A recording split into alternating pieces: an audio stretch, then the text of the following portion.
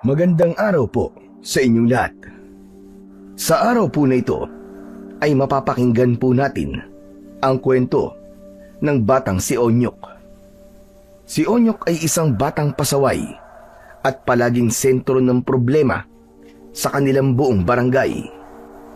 Palagi siyang nasasangkot sa gulo, laging nakikipag-away sa kapwa bata at iba pa. Siya ay nakatira sa isang baryo kung saan nababalot ng takot ang mga tao dahil sa mga ulat ng pag-atake ng isang aswang. Isa sa malaking problema nilang hinaharap ay ang pagkamatay o pagkawala ng kanilang mga alagang hayop.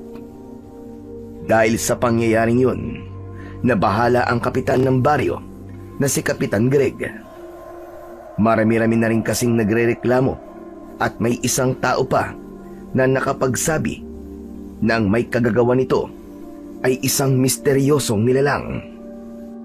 Dahil dito ay humingi na ng tulong ang kapitan pero walang nakinig sa kanya dahil para sa ibang tao malaking istorbo lang ang pakikiisa sa pagbabantay at may nagsabi pa na trabaho ng mga tanod ang rumonda at gawin dapat nila ang kanilang mga trabaho ng mahusay.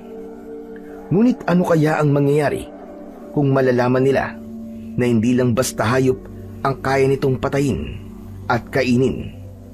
Paano kung may isa sa kababaryo nila ang maaktuhan nilang nilalapa ng aswang? Sino-sino kaya ang maglalakas loob sa kanila na harapin ang kinatatakutang aswang sa baryo? Kaya ba talaga ng mga ito na harapin at labanan ang aswang? Alamin po natin ang sagot sa kwentong inyong mapapakinggan ngayong araw.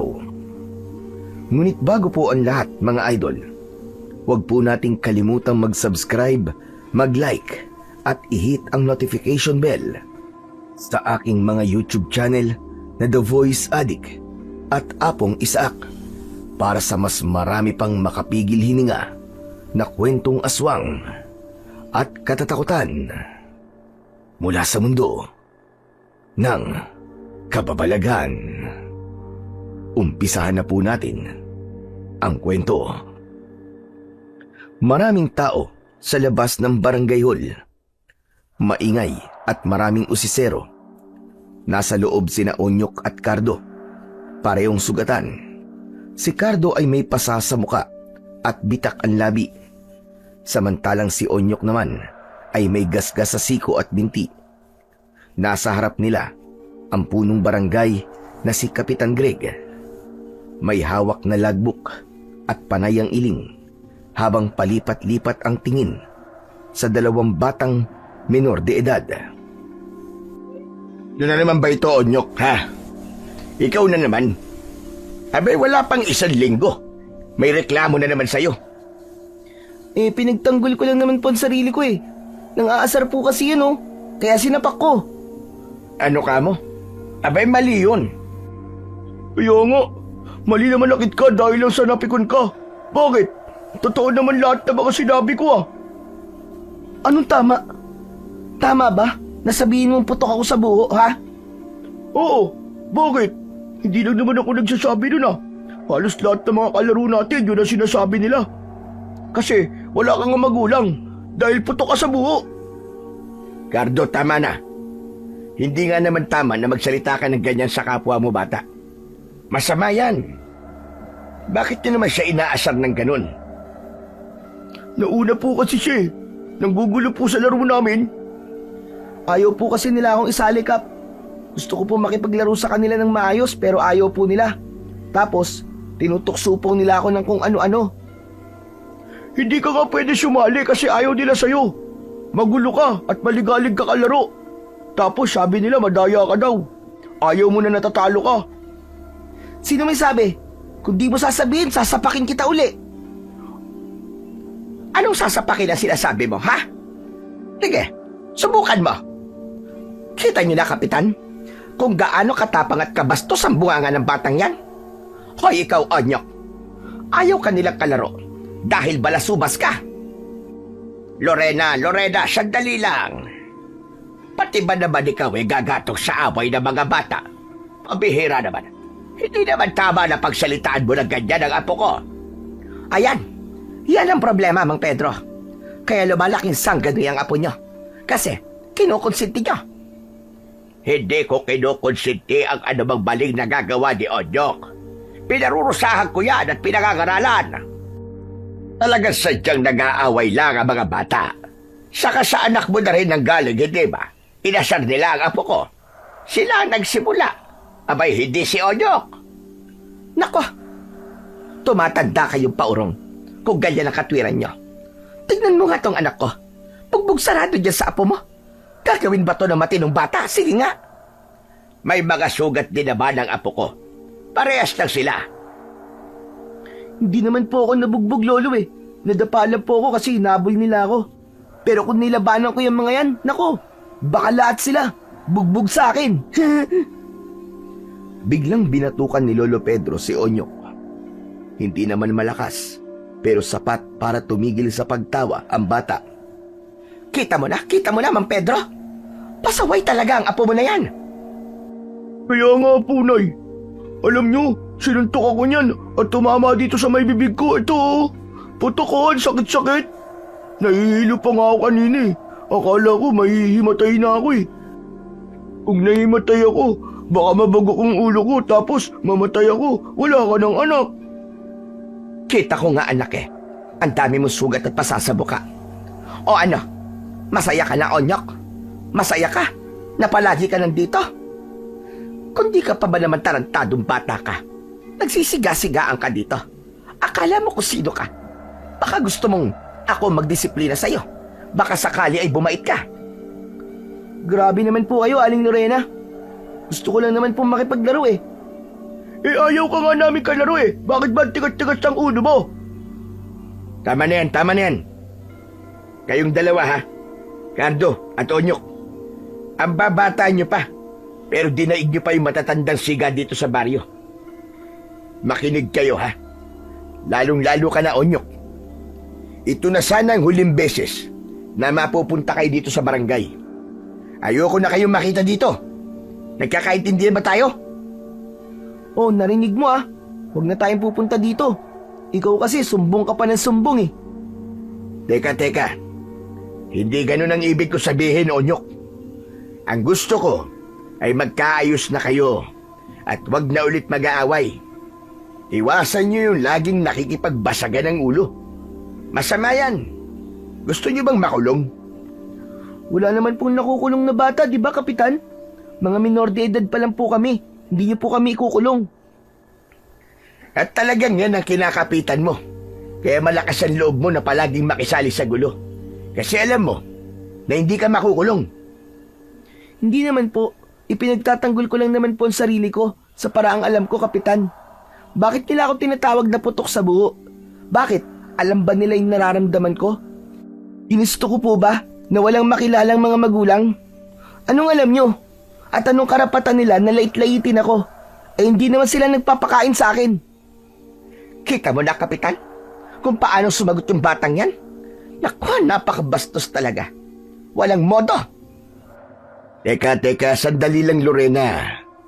May punto naman si Onyok eh. Di naman talaga tama na gawing panunukso yung pagkatao niya at kung ano ang kulang sa kanya. Ano ba naman kasi, Kapitan? Palagi na lang siyang ganyan. Ano naman ang gagawin namin mga magulang na lagi na lamang nabubugbog ang anak? Mas mabuti ay pagsabihan po ninyo ang inyong mga anak. Kung maaari wag lang tuksoin itong si Onyok. Aba, kami pa talagang mag-a-adjust, Kapitan. Parang pinapanigan niyo po yata ang basagolerong bata na yan. Lalong lalaki ang ulo niyan. Hindi naman sa ganun.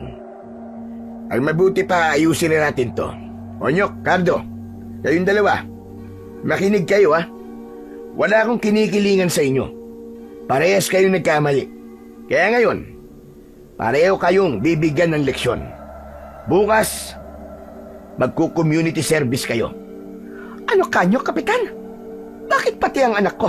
Pampihira naman, oh. Patapusin niyo muna ako. Ito ang pasya ko, Lorena. makinig ka din. Itong dalawang bata ay kailangan parusahan para hindi na pamarisan ng iba. Magtutulungan sila sa mga gawaing pambarangay.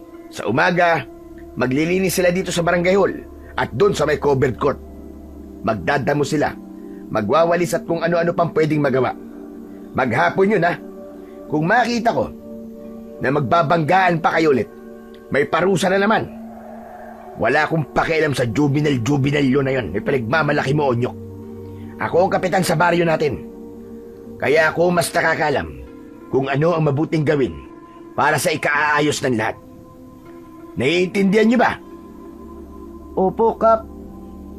Ikaw, Cardo, bakit di ka sumagot? Hindi ka ba pumapayag?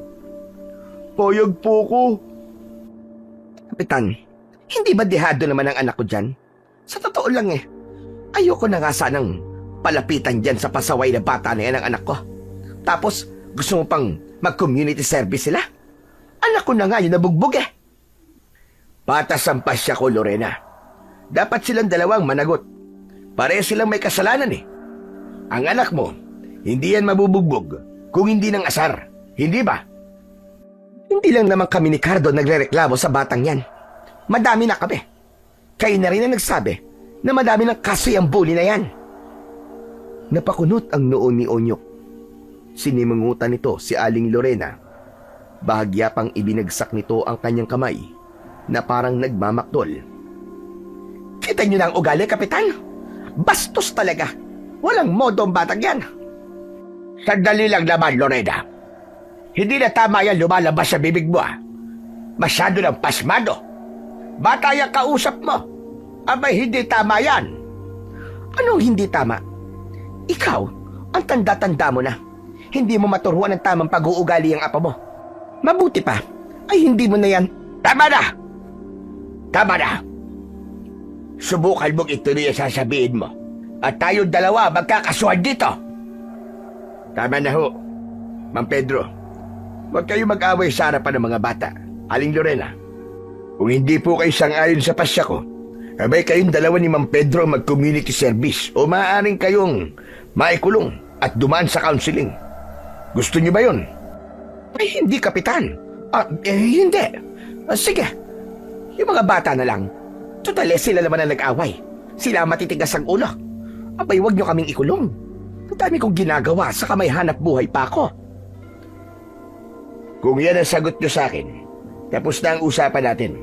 Kayong dalawa, Onyok at Cardo, alas 8 bukas, bumalik kayo dito sa opisina ko para maituro ko na sa inyo kung alin ang ipapagawa sa inyo. Opo, Kap. Pupunta po ako bukas ng umaga. Ako din po, Kap. Yaman din naman na nagkasundo na tayo sa parusa nyo.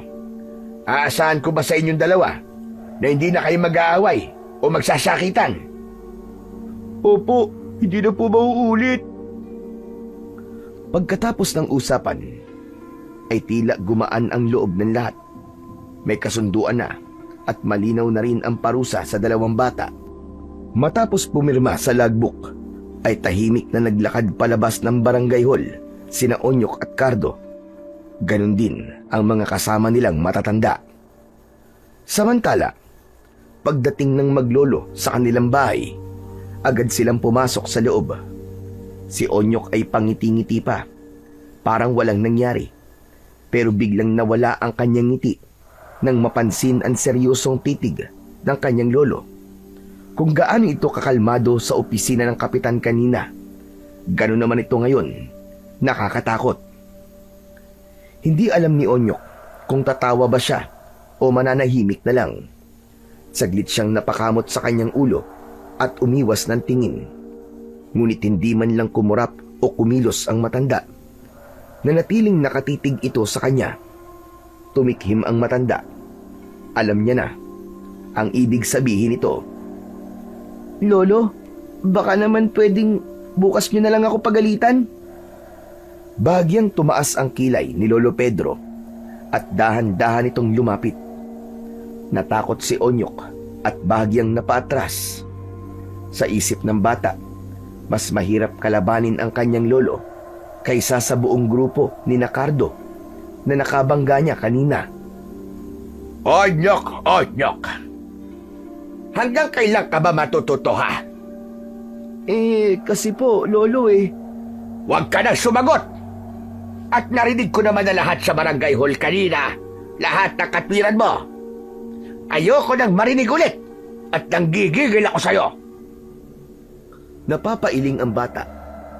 Kinagat niya ang labi niya at tila pinipilit na wag umiyak. Umupo si Lolo Pedro sa bangko at tinuro ang apo. Halika nga dito. Halika. Umupo ka dito sa tabi ko. At mag-usap tayo ng masinsinan. Dahan-dahang lumapit si Onyok at umupo sa harap ng kanyang lolo. Tahimik silang nagkatinginan.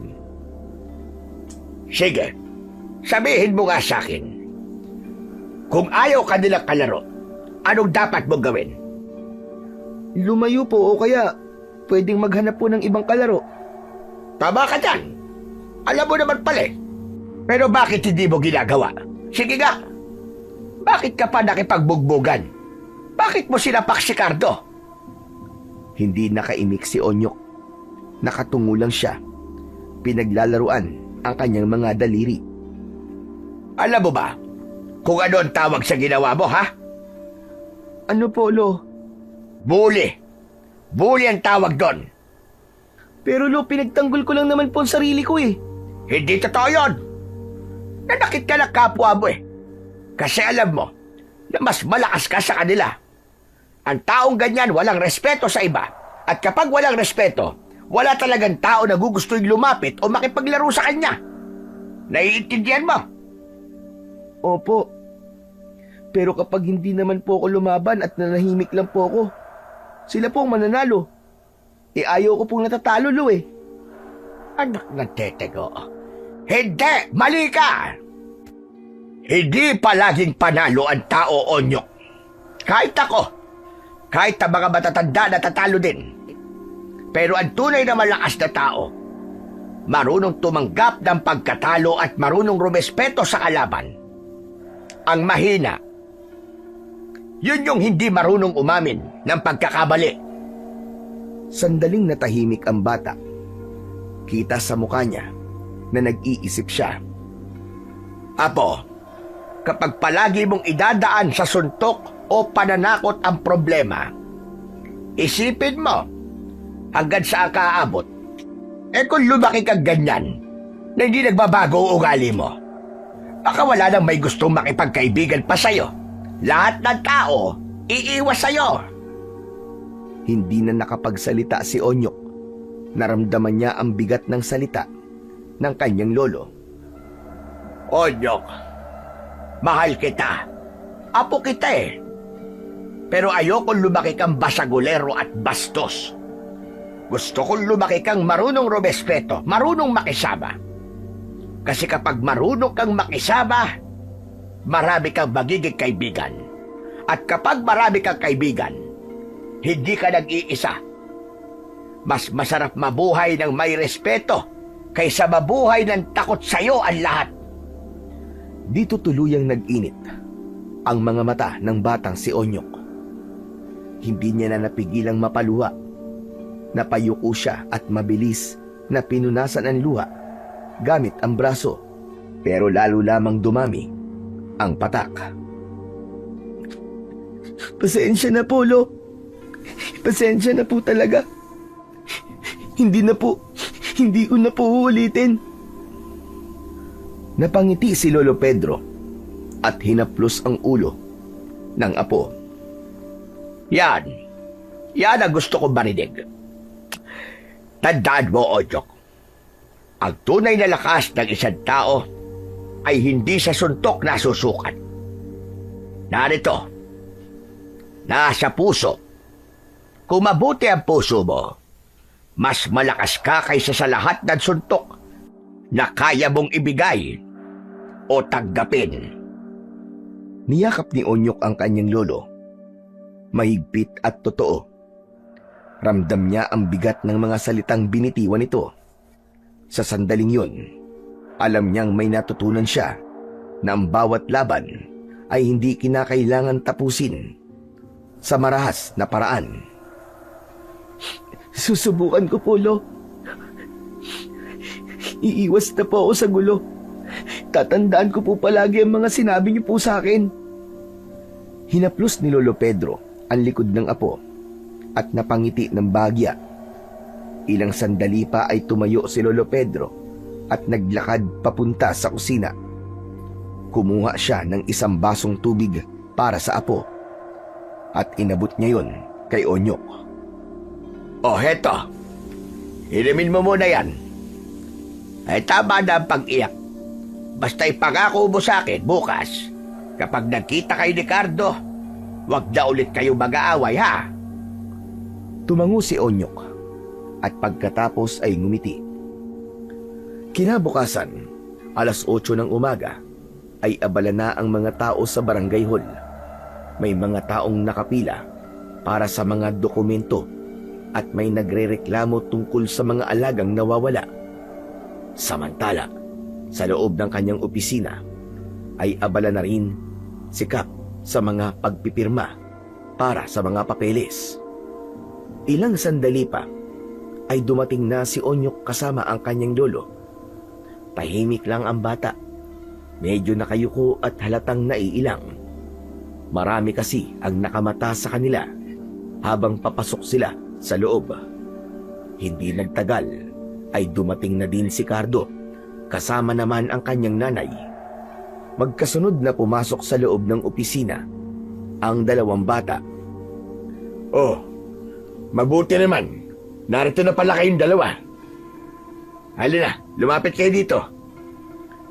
Magkaharap na naupo sina Onyok at Cardo. Pareho silang walang imik. Ang una niyong gagawin, lilinisin niyo yung covered court. Maraming mga basura at saka alikabok na naipon doon. Kailangan malinis yun agad-agad kasi gagamitin ng mga kabataan mamayang hapon para sa practice nila sa liga. Natahimik ang dalawang bata. Nagkatinginan sila saglit, pero pareho ring umiwas agad ng tingin. Pagkatapos nyo naman sa covered court, magdamo naman kayo doon sa may gulayan ng barangay. Kailangan malinis ang paligid ng tanim para hindi masira ang mga gulay doon. Malaking tulong yun sa barangay natin dahil doon minsan kinukuha ang mga gulay na ipinamimigay sa mga pamilyang kapos sa pagkain. Biglang kumunot ang noo ni Cardo at napakamot pa sa kanyang ulo. Napansin naman agad yun ni Kapitan Greg. Teka sandali. Bakit ba, Cardo? May gusto ka bang sabihin? Kap, bakit parang ang dami niyo naman pong gustong ipagawa sa amin? Magdadamo pa po. Lawak-lawak po ng gulayan niyo ah. Baka gabi na po hindi pa po kami tapos doon.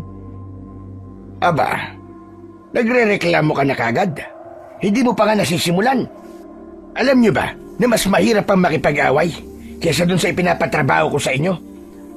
Huwag na kayong magreklamo kasi bibigyan ko naman kayo ng merienda pagkatapos niyong walisan ng court. May tinapay at juice na hinahanda si Missy sa bahay. Basta ba't gawin niyo lang na maayos ang trabaho ninyo? Mabilis lang yan. Baka nga hindi niyo namamalayan Tapos na rin kagad. Napilitan na lang na tumango si Cardo at si Onyok naman ay hindi pa rin nagsasalita. Tahimik lang itong nakikinig. O siya, sige na. Huwag na natin patagalin to. Pumunta na kayo dun sa court. Nandun na yung mga kailangan nyong gamitin. Nandun na yung walis at daspan. Naiintindihan nyo ba? Sabay na tumango ang dalawang bata. Mabuti naman. Sige, umalis na kayo at magtrabaho na. Tumayo na nga ang dalawa at saka naglakad palabas ng opisina at ng barangay hall. Pagdating nila sa covered court, kita agad nila ang kapal ng mga basura at alikabok na nakakalat sa sahig at sa gilid ng court. May mga plastik na tinangay ng hangin at ilang bote rin ng soft drinks na iniwan ng mga kabataang naglalaro. Tahimik na kinuha ni Onyok ang isang walis tambo at daspan. Si Cardo naman ay kinuha na rin ng isa. Walang nagsasalita sa kanila. Hindi sila nagpapansinan at mas lalong hindi nila tinitignan ang isa't isa. Ang tanging maririnig lang ay ang tunog ng walis. Maya-maya pa ay hindi na nakatiis si Onyok. Pasimpleng sumulyap ito sa kasamang bata. Nakita niyang nakakunot ang noo nito. Halatang wala sa mood. Ngunit habang nakatingin siya, biglang natisod si Cardo sa isang nakausling kahoy sa gilid at muntik nang madapa. Hindi nakapagpigil si Onyok. Bigla siyang tumawa ng malakas. Ngunit agad ding natigilan nang mapansing lumingon sa kanya ang bata. Napatikom agad ang bibig ni Onyok at pilit na pinipigilan ang tawa, pero halata pa ring natatawa siya. Bakit? Ano nakakatawa, ha? Nagkibit balikat lang si Onyok. Sabay mabilis na yumuko at nagwalis uli na parang walang nangyari. Hoy! Tinatanong kita kung bakit ka tumatawa. Dahil ba sa muntik na ako madapa? Ngunit imbis na sumagot, ay lumayo ng konti si Onyok. Ipinagpatuloy lang nito ang kanyang ginagawa. Napatitig naman sa kanya si Cardo. Nagtataka siya kung bakit tila nawala ang angas nito. Hindi siya sanay, pero kahit ganun, ay hindi na lang din siya nangulit. Gusto na lang din niya na matapos sila kagad. Maya-maya pa, ay biglang nagreklamo si Cardo. Pambihira naman yan, oo. Ang dami namang kalat dito. Parang hindi nauubos. Nakakapagod. Kaya nga eh. Pero wala tayong magagawa. Parusa natin to eh. Napatitig si Cardo sa kanya. Malumanay ang pagkakasabi ni Onyok ng mga salitang yon. Walang inis. Parang tanggap na tanggap nito ang parusang ibinigay sa kanila. Onyok, pwede ba ako magtanong? Ano yun, Cardo? Okay ka lang ba?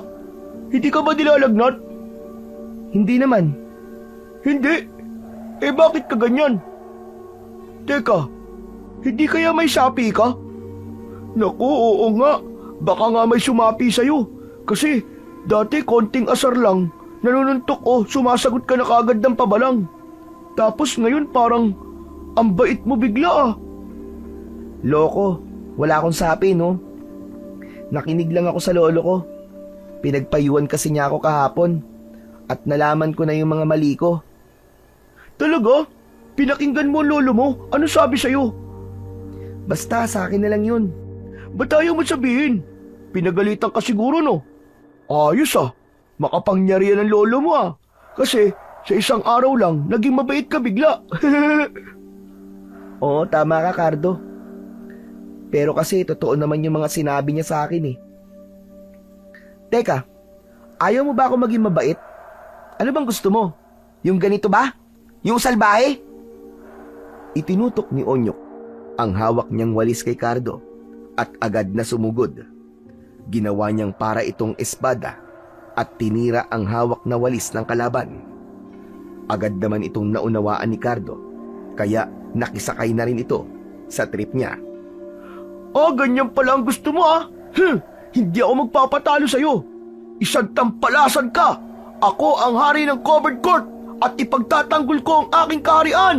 Yeah! Nagkaharutan na sila habang hawak ang kanilang mga walis. Nag-espadahan na parang mga batang paslit. Ilang sandali pa ay pareho silang natawa at tila nakalimutan na pinarurusahan pa sila. Tama na. Baka pagalitan na tayo ni Kap kapag hindi pa rin natin natapos ang pagwawalis dito. Kaya nga. Sige na nga, bilisan na natin para makamerienda na tayo. Makalipas ang halos isang oras, natapos na din nila ang court. Pawis na pawis ang dalawang bata, pero kahit papano, naging magaan na ang kanilang pakiramdam. Lumapit sa kanila si Kapitan Greg na nakangiti. Dala nito ang merienda, 2 baso ng juice at tinapay. Meron ding sopas na nakalagay sa mangkok. O heto, magmerienda muna kayo mga bata. Kumain ng madami para may lakas kayo mamaya sa pagdadamo sa gulayan. Salamat po, Kapitan Greg. Masaya nilang tinanggap ang pagkain. Naupo sila at nagsimulang kumain. Umalis na rin si Kap at bumalik sa kanyang opisina. Samantala, habang kumakain ang dalawa, biglang nagsalita si Onyok. Alam mo, hindi ko rin gusto kahapon yung nag-away tayo eh. Sorry kung madali akong nainis. Ako rin naman. Saka naisip ko, hindi talaga ikaw ang mali, kundi ako. Kundi ka sana namin ininis, hindi ka sana magagalit. Kasalanan ko din kung bakit ako nabugbog. Siguro wag na lang natin ulitin yon para hindi na tayo ulit maglinis dito sa court, no? Kaya nga. Nang matapos na silang kumain, inilagay nila ang basura sa isang supot at sabay na tinapon. Tahimik lang ang paglalakad nila papunta sa sunod nilang lilinisan. Malawak ang gulayan ng barangay at maraming nakatanim na gulay. Talong, okra, kamatis at pechay. Pero sa gilid ng mga tanim ay may mga damong matataas na kailangan ng bunutin. Agad silang nagtrabaho. Nakaluhod silang pareho habang nagbubunot. Minsan ay nagkakatinginan pa sila at sabay na napapailing dahil sa kapal ng dadamuhan nila. Ang hirap naman magdamo. Paltos na mga kamay ko, tignan mo, ang hapdi na. Hala, oo nga no. Tapos itong damo na to, ang hirap ang bunutin. Sobrang higpit. Pwede mo ba akong tulungan? Oo naman.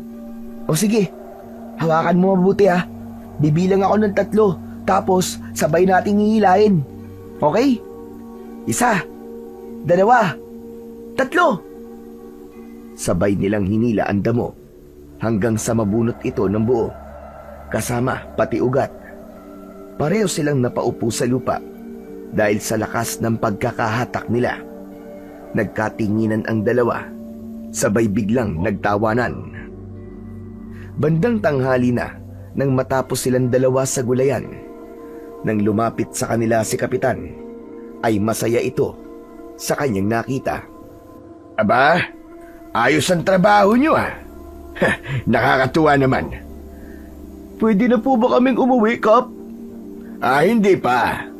Pumunta muna kayo sa opisina at may ibibigay ako sa inyo. Tahimik na sumunod ang dalawang bata sa utos ng kanilang kapitan. Dahan-dahan nilang ipinagpag ang kanilang maruruming mga kamay. Pagdating nila sa may pinto ng barangay hall, ay may biglang pumasok na lalaki. Halatang mainit ang ulo nito. Galit na galit at halos pasigaw kung magsalita. Kap, pambira naman Ilang gabi na ako nawalan ng alagang manok. Tapos ngayon lang, nung nagpunta ako ng bukid para tignan ang mga alaga ko, nakita ko patay ng 3 kong baboy. Aba, hindi nga magandang balita yan. Aba, hindi talaga. Hindi ba't matagal ng issue to? Anong ginagawa mong aksyon tungkol dito? Parang wala kayong pakialam Nagkatinginan ang dalawang bata. Tahimik lang silang naupo sa gilid at nakinig sa lahat ng sinasabi ng lalaki. Kalma ka lang, Mandensyo. Naiintindihan ko ang galit mo. Pero wag mo namang sabihin na wala kaming ginagawang aksyon dito sa barangay. Nagtatrabaho naman ang mga tanod, lalo na sa gabi. Nagro-ronda ho sila hanggang sa madaling araw. Hindi kami nagpapabaya. Hindi kayo nagpapabaya? Kung totoo nagtatrabaho kayo, bakit hanggang ngayon ay may mga nakawan at patayan pa rin? Bakit wala kayo nauhuli? Ano 1 linggo na to Hindi lang ako ang nawalan. Halos lahat ng mga kapitbahay ko nababawasan din ang mga alaga gabi-gabi. Puro na lang kayo salita Umiling si Kapitan Greg, pero pinanatili niyang mahinahon ang tono ng boses niya. Hindi naman sa ganun, Mandensyo. Hindi mo lang siguro nakita yung pagsisikap ng mga tanod natin, ng buong opisyalis ng barangay. Kaso, hindi naman talaga magnanakaw o tao lang ang kalaban natin dito. May nakausap ako kagabi na may nakitang isang misteryosong nilalang na nasa taas ng isang puno. Ang sabi niya, malaki yun. Para daw isang hayop. Hindi kaya ito ang pumipeste sa mga alaga natin? Pag-aaralan pa natin kung paano ito mahuhuli nang walang napapahamak. Natahimik bigla sa barangay hall. Si Onyok ay kinilabutan sa kanyang narinig. Si Cardo ay ganun din. Bahagya pang napalunok ang bata. Ayan na naman tayo, Kape. Nagpapaniwala na naman tayo sa mga ganyan chismis. Puro kayo palusot.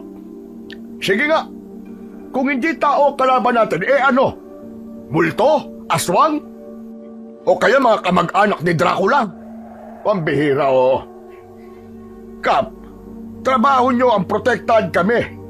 Huwag kayong inutil. Huwag naman ho kayo magsalita ng ganyan. Aba, nagtatrabaho kami ng matino. Sa ganito ako magsalita dahil hindi biro yung lugi ko sa mga namamatay na hayop. Sa tingin mo ba, mapapakinabangan pa namin yung karne na iniwan? Mabaho na, amoy bulok. Ayos na sana kung kinuha na lang nila ng buo yung mga baboy. Kaso, ayun, kinain lang yung laman loob at sinaid ang dugo. Yung laman, iniwan na lang ng bara-bara sa kulungan. Hayaan po ninyo. Baka sakali magawa natin ng paraan ang inyong pagkalugi. Gagawan ho natin kagad to ng aksyon. Abay dapat lang. Para naman di sayang ang boto sa inyo. Sa kaya mga tanod mo, pagsabihan mo yung mga yan, ha? Kung roronda sila, gawin nila na maayos. Sayang ang pinapasahod sa kanila. Mga inutil naman. Hindi ko papayagan na tawagin mong inutil ang mga tanod ko, Mang Densyo. Ginagawa nilang lahat para bantayan ang bawat kanto. Hindi ho sila walang silbi. Pero ilang beses na ako nagsusumbong sa inyo pero ano? Paulit-ulit lang ang mga nangyayari. Kailan ba may mahuhuli? Kapag ubos na mga alagang hayop dito? Natahimik si Kapitan Greg saglit. Humigpit ang hawak sa mesa. Kita ang pagpipigil niya. Samantala sina Onyok at Cardo naman ay tahimik pa rin. Palipat-lipat ang tingin sa kapitan at kay Mang Densyo. Para silang nanonood ng laban at kulang na lang ay boxing. Gusto namin na resulta, Kap. Sana may mahuli kayo. Nagpatuloy ang tensyon sa loob ng opisina ng kapitan. Ilang residente na rin ang nasa labas ng barangay hall, nakasilip sa kanila at nakikinig. O sige, naiintindihan ko ang pagkadismaya mo. Pero sana man lang pagkatiwalaan ninyo pa rin kami. Siguro mas mabuti na tumulong na rin kayo at ang iba pang kalalakihan sa pagroronda sa gabi. Pagod na nga kami sa maghapong paghahanap buhay tapos pagbabantayin nyo pa kami sa gabi. Aba, lintik naman kapag ganun. Wala nang pahinga. Yun na nga ho ang sinasabi ko. Puro ho kayo sumbat Tapos parang gusto nyo magdamag kaming magbantay sa mga alaga nyong hayop sa bukid. Pero ayaw mo makaisa sa pagbabantay. Hindi kami pwedeng magbantay sa isang pwesto lang. Magaling sumalisi ang kalaban. Kaya naiisian kami at nalulusutan. Sandali pang nagkatitigan ang dalawa. Malalim ang buntong hininga nilang pareho. Kita pa rin ang galit sa muka ng isa. Pero bahagya nang bumaba ang tono sa boses niya. Pasensya na po, Kap. Pero sana, isipin mo rin kami. Hindi lang basta hayop ang nawawala sa amin Kabuhayan namin to Pinaghirapan namin. Paano na ang pamilya ko kung mauubusan lahat ng alaga ko? Bay, wala na kaming makakain. Alam ko naman yun, Densyo. At hindi ko hahayaan na dumating sa ganun. Nakikiusap ako sa'yo. Magtiwala ka pa. May gagawin tayo. Hindi ko hahayaan na manatili sa takot ang barangay na to. Sana nga magawa mo ang lahat ng mga sinasabi mo. Pagkasabi nun, ay bigla na lang umalis ito. Naiwan si Kapitan, na panay ang buntong hininga. Hinilot pa niya ang sentido bago bumaling sa dalawang batang nakaupo sa gilid. O kayong dalawa, tara doon sa loob ng opisina. Naglakad na silang tatlo, papasok sa loob ng opisina. At nang makapasok sila, dumukot si Kapitan Greg ng pera sa kanyang pantalon at iniabot sa dalawa. O heto, kunin nyo. Para sa inyo yan, ha? Parehong nanlaki ang mga mata ni na Onyok at Cardo. Kap, bakit po?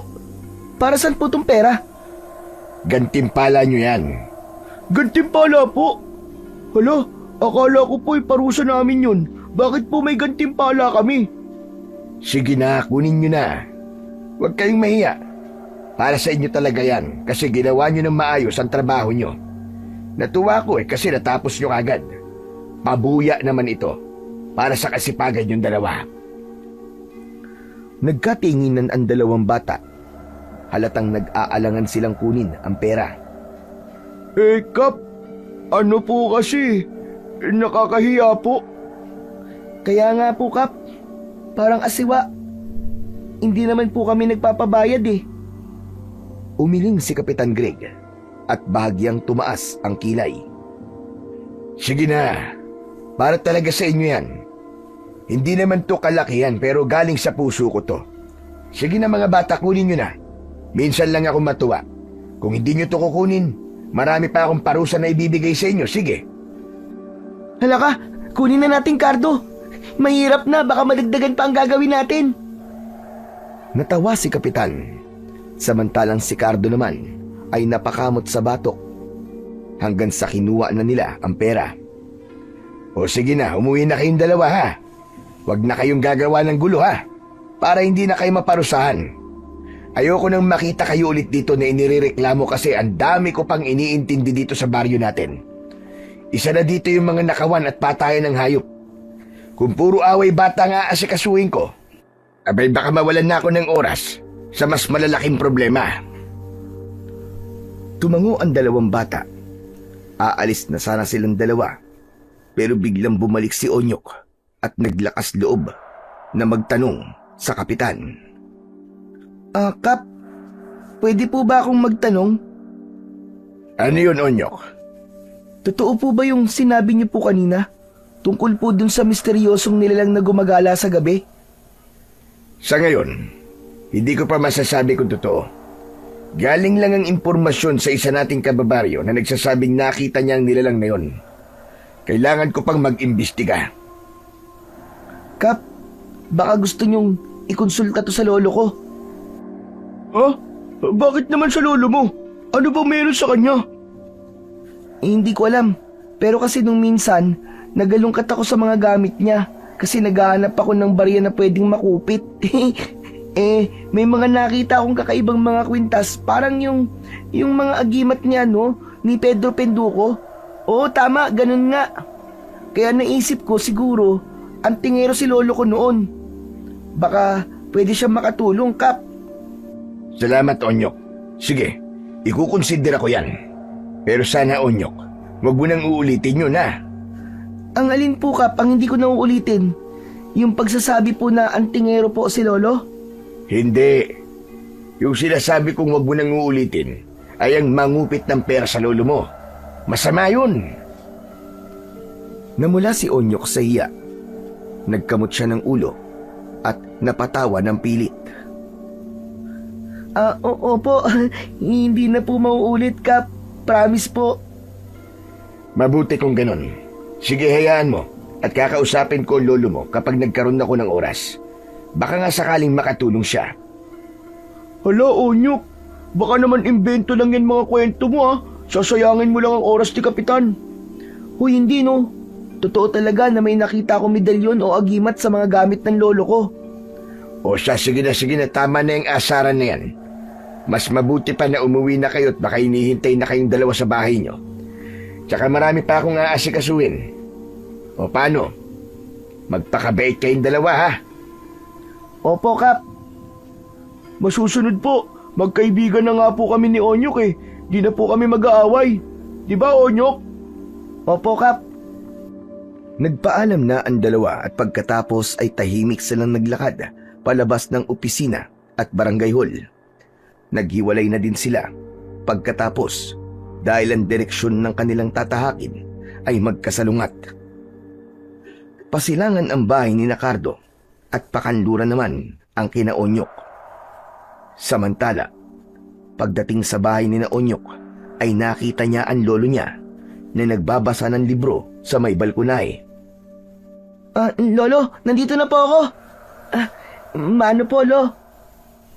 Kaawaan ka na, Diyos. Abay, teka. Akala ko hanggang babayang hapon pa kayo doon. Tapos na po namin eh. Tapos wala naman na pong gagawin kaya pinauwi na po kami ni Kapitan. Ay siya nga po pala lo. Heto pong 100 ibinigay po sa amin ni Kapitan Cardo. Ano? Binigyan kayo ng pera ni Kapitan? Abay, bakit?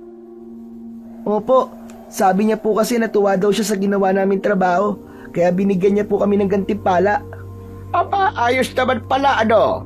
O sige, ibulsa mo na yan at ibili mo na kung anong gusto mo. Hindi ko yan kukunin sa iyo, apo. Hindi po lo, kunin niyo na po to. Pandagdag po sa pambili po natin ng ulam. Aba, sigurado ka ba? Opo, sige na po, kunin niyo na po lo. Napangiti ang matanda habang tinatanggap ang perang galing sa apo. Hindi siya makapaniwala sa nakikitang malaking pagbabago ni Onyok. Alam mo, apo, natutuwa ko sa ipinapakita mo ngayon. Abay, ayos yan. Approve na approve. Kasi po lolo, tama po kayo sa mga sinabi niyo po sa akin kahapon. Lo, alam mo bang magkaibigan na po kami ni Cardo? Ang sarap po pala sa pakiramdam ng may kaibigan. Talaga? Aba, may kaibigan ka na. Maganda yan, apo. Simula na yan ng pagbabago. Kung ipagpapatuloy mo yan, makikita ng mga tao na mabuti kang bata. At darating ang araw na hindi ka na makikilala bilang palaaway, kundi ipagmamalaki ka na ng lahat dito sa atin. Tumango ang bata. Masaya siya sa narinig na salita mula sa kanyang lolo. Sandali lang, apo. Kumain ka na baga? Hindi pa nga po pero kanina po pinagmerienda po kami ni Kapitan ng tinapay at sopas. Abay, ganun ba? Kung ganun, sige, kumain ka na. Tapos na kasi ako kumain. Ikaw na ang bahalang kumuha dun sa kalan. Nagluto ko ng paksiw na isda. Sige po lo, ako na pong bahala. Dumiretso na sa kusina ang bata. Kumuha ito ng plato at saka nagsandok ng kanin at ulam. Nasiyahan siya sa kanyang tanghalian. At nang maubos ito, kumuha pa siya ng isa. Ang kanyang lolo, masarap talagang magluto at ang paksiw na isda ang isa sa mga paborito ng bata. Kaya naman kapag ganito ang ulam, ay napapadami talaga ang kain niya. Nang matapos siyang kumain, iniligpit na niya ang mga plato at hinugasan ang lahat ng kanyang mga nagamit. At nang matapos ay naglakad na siya papunta sa kanyang kwarto at saka nahiga. Kalaunan ay nakaramdam siya ng antok. Marahil ay dahil na rin sa pagod sa halos kalahating araw na pagtatrabaho. At hindi niya na namalayan na nakatulog na siya. Ngunit sa kalagitnaan ng kanyang pagtulog, bigla siyang nagising nang makarinig ng malalakas na pagaspas ng pakpak. Bigla siyang napatingin sa paligid. Wala siya sa kwarto. Natigilan siya at saglit na kinabahan nang makitang nasa ilang siyang lugar. May malaking puno doon at sa itaas mismo ng puno ay nakita niyang dumapo ang isang tila malaking ibon. Ngunit hindi talaga yun ibon, kundi isang nakakatakot na nilalang. Isang aswang na may malalaking pakpak, matutulis na ngipin, mahabang dila at kulay abon na balat. Matatalim din ang mga kuko nito at malalaki. Naku, ano yan? Huh?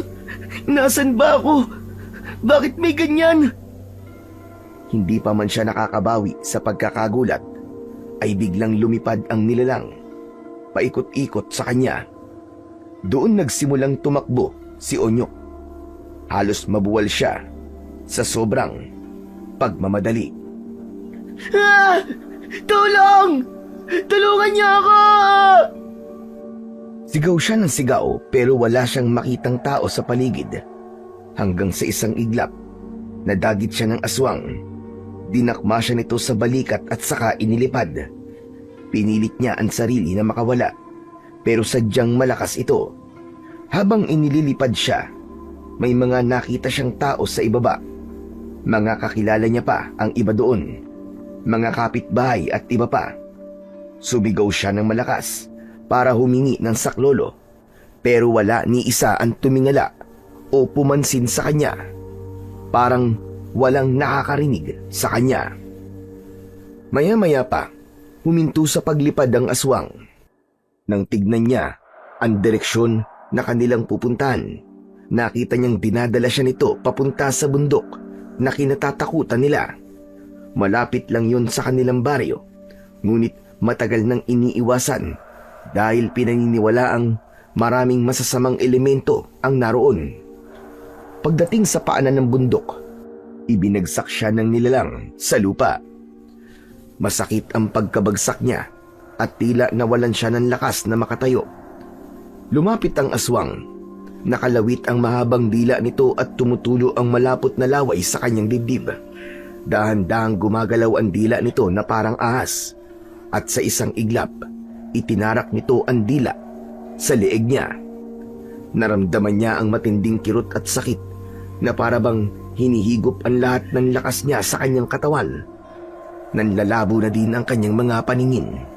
Gusto niyang lumaban, pero parang napaparalisa siya.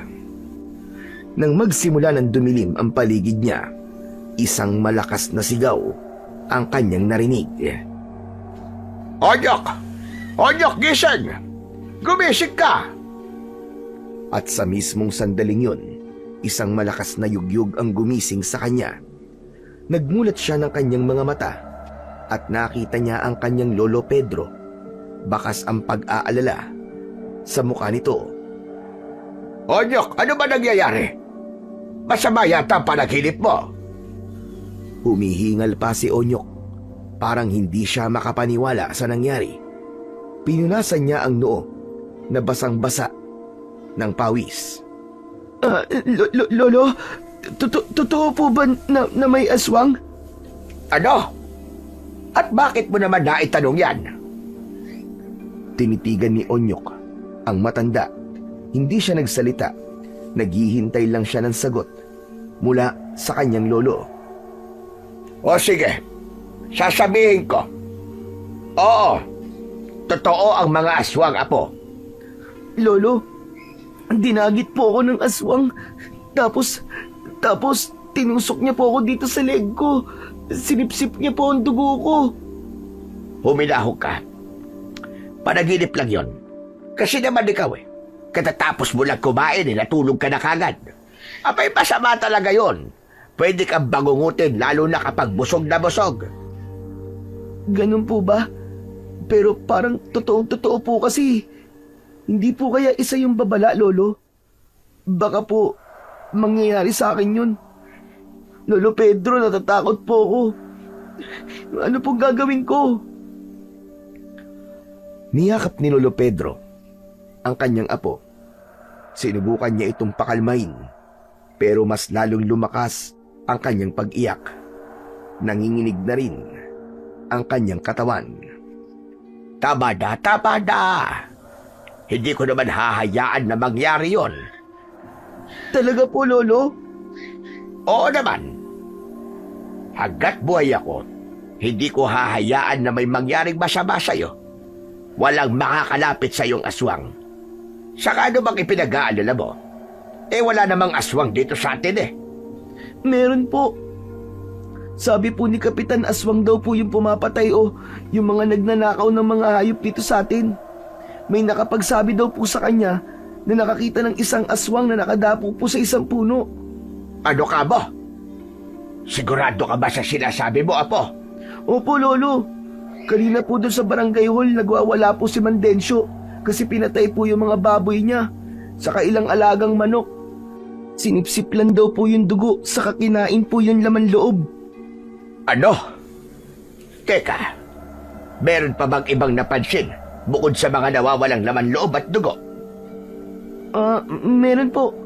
Amoy bulok daw po yung karne kaya hindi na po pwedeng mapakinabangan. Biglang napaantanda ng krus ang matanda nang marinig ang sinabi ng kanyang apo. Bagya din siyang namutla. Bakit po, Lolo? Ang mga sinabi mo ay palatandaan na aswang talaga ang may gawa nun. Talaga po? Kung ganun ay totoo nga po na may aswang na po dito sa baryo natin. Naku po, Diyos ko. Kailangan ko masabihan kaagad si Cardo. Biglang tumayo si Onyok. Balak niya sanang puntahan ang kaibigan, pero bigla siyang pinigilan ni Lolo Pedro. Sandali lang. Huwag ka munang lumabas at huwag mo na munang sasabihin ito sa iba. Hindi pa natin kilala kung sino ang kalaban natin. Kailangan nating mag-ingat, Apo. Natahimik si Onyok. Halatang naguguluhan. Tumitig siya sa kanyang lolo. Hinawakan siya ng matanda sa balikat at muli siyang pinaupo. Makinig kang mabuti, Onyok. Hindi natin pwedeng ipagsabi agad-agad na may aswang na dito sa atin. Kasi may posibilidad na hindi sila maniwala sa atin. Lalo ka na. Tsak na hindi ka paniniwalaan ng mga tao. At yun ang kinatatakutan ko. Saka isa pa. Biglang promeno sa pagsasalita ang matanda. Tila tinatansya kung sasabihin ba niya ang nasa isip o hindi. Pero ilang saglit ay sinabi niya ang dapat niyang sabihin. Apo, hindi pwedeng malaban to ng iba. Dahil baka makarating sa aswang na meron ang nakakaalam ng tungkol sa kanya. Maiisip niya na may banta. At kapag nangyari yun, tsak na tayo ang una niyang pupuntiryahin. Ganun po ba? Oo. At sigurado ko nagagawa yun ng paraan para manahimik tayo. Marahas at malulupit ang mga aswang. Wala silang pinapatawad na po. Ano po ang gagawin natin, Lo? Mananahimik na lang po ba tayo? Hahayaan na lang po ba natin na pinapatay niya mga hayop? Kawawa naman po ang mga tao dito sa atin, Lolo. Hindi natin kaya na tayo lang, Apo. Ordinaryong tao lang tayo. Wala tayong kapangyarihan, wala tayong sandata, at hindi rin natin alam kung gaano siya kalakas at kadelikado. Mapapahamak lamang tayo. Ipinagmamalaki ko pa naman po sa bago kong kaibigan na baka may magagawa ka po tungkol dito, pero manahimik na lang din pala ang solusyon nyo. Hindi ko sinabi na mananahimik lang tayo, pambihira ka. At sa akin lang, huwag basta-basta magpakalat ng impormasyon dahil delikado ito para sa lahat. Nag-iingat ang aswang na mahuli. Pero kapag malaman niya na alam na ng mga taon tungkol sa kanya, magiging maras siya at gagawin niya ang lahat para mambiktima na mambiktima. Baka hindi na lang hayop ang patayin at kainin niya, kundi pati na rin tao. Hala, ganun po ba yun? Abay, oo naman. Ang kailangan natin gawin ay ang magplano. Lolo Pedro, ano pong plano? Kailangan makahanap tayo ng mga kakampi. Yung totoo at mapagkakatiwalaan. Si Kapitan po, Lolo. Saka yung mga tanod, baka makatulong po sila. Tama ka doon. Sila nga ang makakatulong. O sige na, mabuti pa ay magdilig ka na lang ng mga gulay ko sa labas. Huwag ka nang pumunta kung saan-saan na at makaabutin ka na naman ng dilim. Bawal na ngayon. Sige po, Lolo. Sinunod ni Onyok ang sinabi sa kanya ni Lolo Pedro. Lumabas siya ng bakuran, dala ang timba at tabo. Pumunta siya sa may balon at nagsalok ng tubig, saka ito dumiretso sa gulayan para diligan ang mga tanim nilang mga gulay. Nang matapos ay pinitas niya ang ilang piraso ng okra na malalaki na at pwede ng ulamin. Pumasok siya sa loob ng bahay. Lo, tignan niyo po, oh. May maiulam na po tayo mamaya. Masipag talaga mamunga ang mga tanim natin, Apo. Ayos yan. Oo nga po, Lo eh. Tapos ka na bang magdilig? Opo, Lo. Kung tapos ka na, pakainin mo na ang mga manok natin. Sige po, Lo. Agad na inilapag ni Onyok ang mga gulay sa lamesa at saka siya lumabas muli sa bakuran.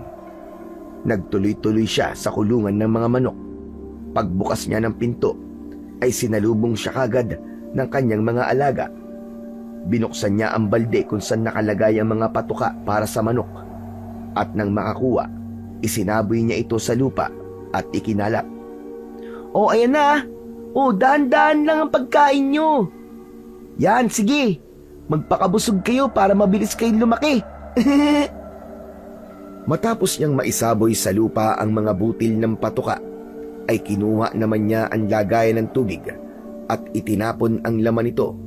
Sa kanya pinalitan ng malinis at bago. Lumabas na rin siya ng kulungan nang matapos ang lahat ng dapat niyang gawin. Tuwang-tuwa siya at masayang binibilang pa ang lahat ng mga manok sa kulungan. Nasa mahigit 20 piraso ang kanyang nabilang. Ayos. Dati, nasa 15 lang kayo pero ngayon nasa 28 na lahat-lahat. At iba pa yung mga bagong pisa na sisiw. Nakakatuwa naman. Dumarami na talaga kayo. Ang saya-saya. Matapos sabihin yon, ay tumakbo na siya pabalik sa loob ng bahay. Nakita niya ang kanyang lolo na naghahanda na ng sinaing. Lo, tapos na po ako magpakain po ng manok. Grabe, ang dami na po pala nila. Saka ang tataba po. Oo, ganun talaga kapag inaalagaan mo lang mabuti ang mga hayop. Mabilis lumaki at dumami. Marami ka na talaga mabubuting nagagawa po.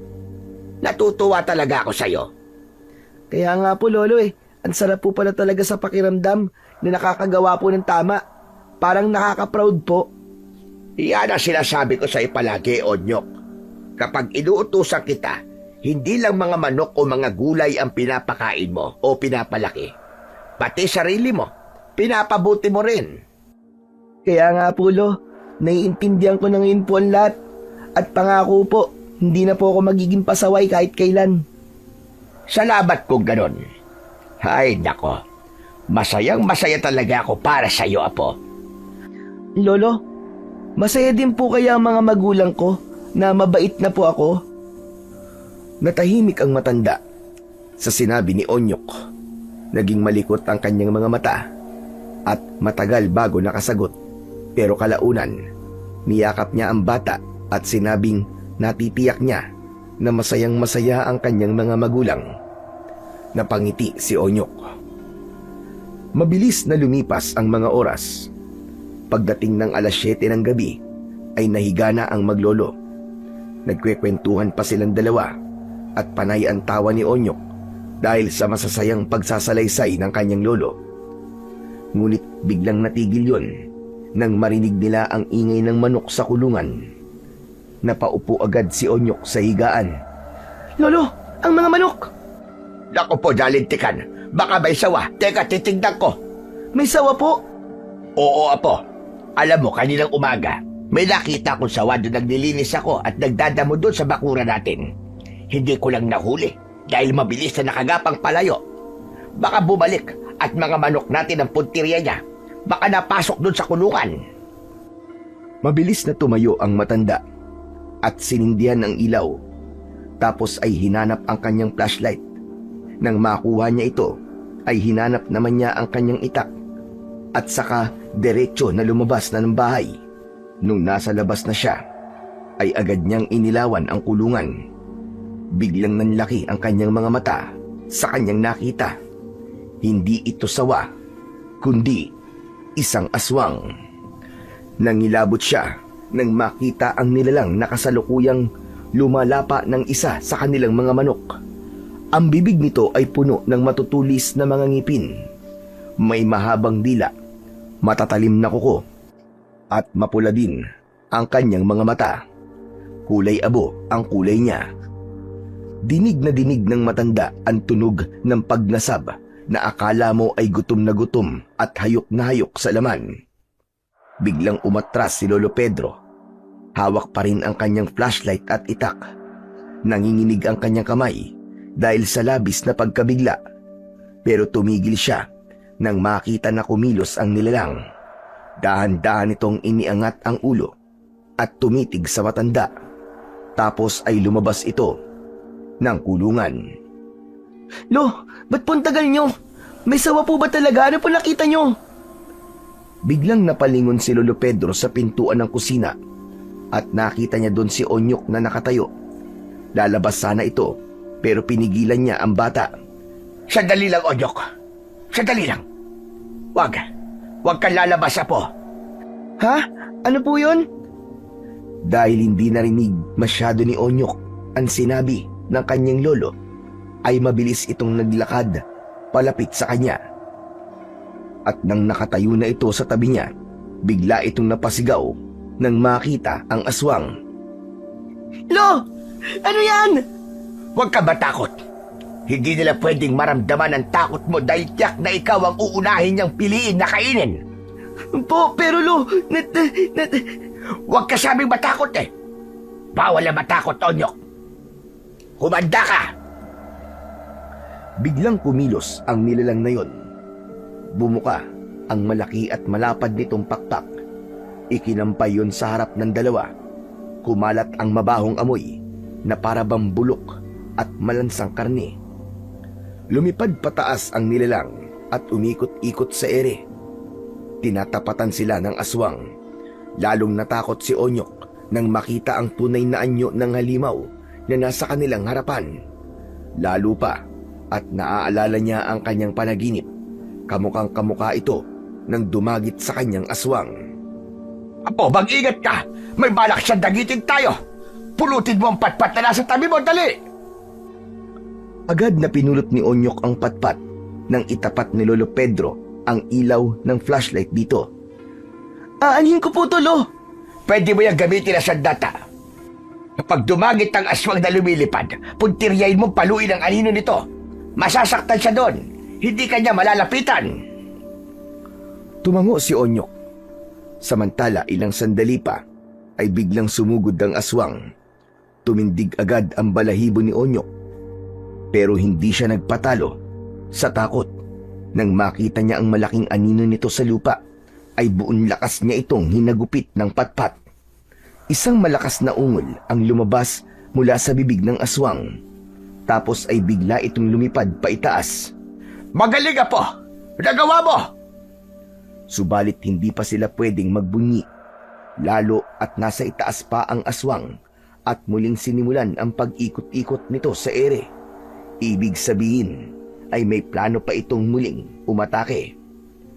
Apo, humanda ka! Susugod siya ulit sa atin! Muling dadagit ang aswang. Mas mabilis at mas galit.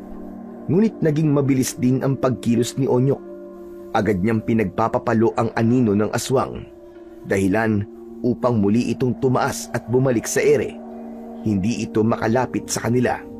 Ilang sandali pa ay lumipad na ito palayo, papunta sa madilim na bundok. Humihingal si Onyok. Agad siyang nilapitan ng kanyang lolo at agad na niyakap. Ano? Ayos ka lang ba, Apo? Ayos lang po ako. Pero nanginginig pa rin po ang tuhod ko, Lo. Ayos lang yan. Natural lang nakabahan ka, Apo. Lalo na't ngayon ka lang nakakita ng aswang ng harap-harapan. Pero, Apo, iba ka. Saludo ko sa'yo. Ang tapang mo at higit sa lahat, nagawa mong saktan ang nilalang na yon. Hindi lahat ng bata kayang gawin ang ginawa mo. Kanina pa po ba ako magmamana? Di sa inyo po, Lo. Kasi lolo po kita eh. Pareho po tayong matapang at malakas. Napatawa ng mahina si Lolo Pedro, pero agad ding sumeryo. Hinawakan niya ang balikat ni Onyok at tumingin sa mga mata nito. Apo, makinig ka sa akin. Yung ginawa natin kanina ay hindi laro. Maaaring malagay sa panganib ang buhay natin pareho. Babalik at babalik ang aswang na yon. Kaya't kailangan natin maganda. Ano po, Lo? Babalik po yung aswang? Oo, pero huwag kang matakot. May ibibigay ako sa'yo. Tara, sa loob. Pagpasok nila sa loob ng bahay, ay agad na isinara ni Lolo Pedro ang pinto. Tapos ay tumungo ito sa kanyang tukador at kinuha ang isang maliit na baul. Agad niya itong inilapag sa upuan na nasa sala. Halika, lumapit ka dito. May mga ipapakita ako sa'yo. Lumapit si Onyok. Hindi niya sinabi sa kanyang lolo na alam niya na ang laman ng baul na yon. Nagkunwari siyang unang beses niyang makikita ang mga ito. Nang buksan na ito ng matanda, ay agad nitong ipinakita sa kanya ang mga agimat. Maingat niya tong inilapag sa harap nila ni Onyok. Tahimik lang ang bata na nakatingin sa mga ito. Alam mo ba kung ano ang mga ito? Ano po ang mga yan, Lo? Sinikap niyang magkunwari. Ayaw niyang mabuking siya ng kanyang lolo. Ayaw niya na mapagalitan siya ulit nito. Ito ay mga agimat. Karamihan sa mga ito ay pamana pa sa akin ng mga ninuno ko. Tapos yung iba ay biyaya sa akin at bigay ng kalikasan. Dahan-dahan na iniangat ni Onyok ang isang kwintas na may palamuting malaking bilog. Tapos ay may imahe ng tila isang tao. Yan ang medalyon ng San Benito. Po, San Benito po ang tawag sa isang to? Oo, may kakayahan niya na protekta ng taong nagmamay-ari sa kanya. Hindi ka malalapitan o masasaktan ng anumang uri ng masasamang nilalang. Wow! Parang magkakaroon po ako ng superpowers, Lolo. Parang gano'n na nga. Marami ang naniniwala na mga matatanda na mabisa talaga yan dahil sa banal na dasal na nakaukit mula dyan sa medalyon. Ito po. Teka, babasahin ko po. A-E-B-S On-O-Bit-B? Oh, ano po ba to, Lo? Ang hirap naman pong basahin ito. Hindi mo talaga mababasa yan kung hindi ka marunong magbasa ng wikang Latin. Pero huwag kang mag-alala. Para magamit yan, hindi mo naman kailangan basahin yan eh. Alam mo ba na itong medalyon na ito, ang pinakamadaling gamitin sa lahat ng medalyon na may kapangyarihan kontra aswang? Talaga po, Lo? Oo. Kasi, isusuot mo na lang at magkakabisa na. Wow, ang astig po!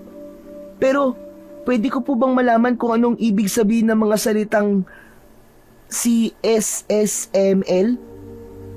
Ang banal na krus ang maging liwanag ko. Yan ang ibig sabihin niyan sa Tagalog. Tapos yung NDSMD, ang ibig sabihin naman yan ay ito ang hayagang pagsalungat sa kagustuhan ng demonyo. Ganun po pala.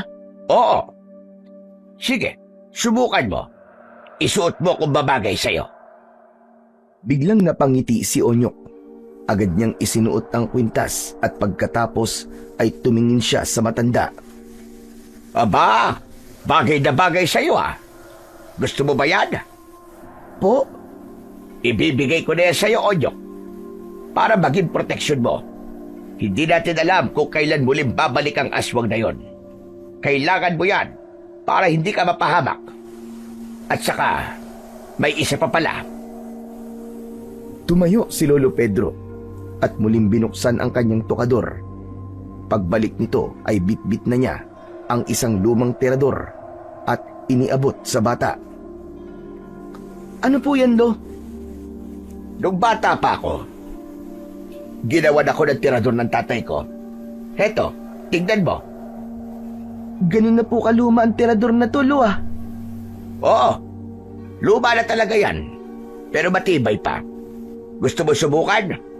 Oo po, pero bakit niyo po binibigay ito sa akin? Ito ang gagamitin mo sa data laban sa mga aswang na lumilipad. Po? Ito, sandata? Paano naman po makakapatay ng aswang tulo?